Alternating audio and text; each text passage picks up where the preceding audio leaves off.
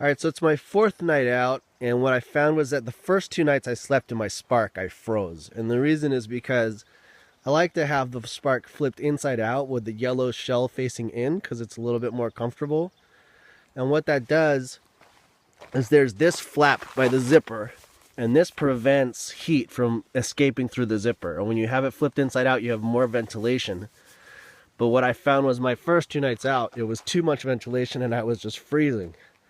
The other thing that really keeps the bag warmer is to keep your foot box off the ground. So this time I made sure to keep my feet on my bag, and that prevented my foot box from getting cold.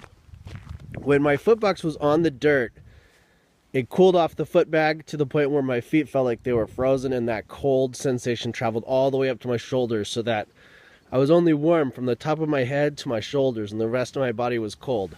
But last night, when I slept in the Spark with the yellow side facing out, without too much ventilation, and with my feet on the bag, I stayed warm enough to sleep normally. And I couldn't use my Cuban fiber tarp because the trail is too hard to stake into.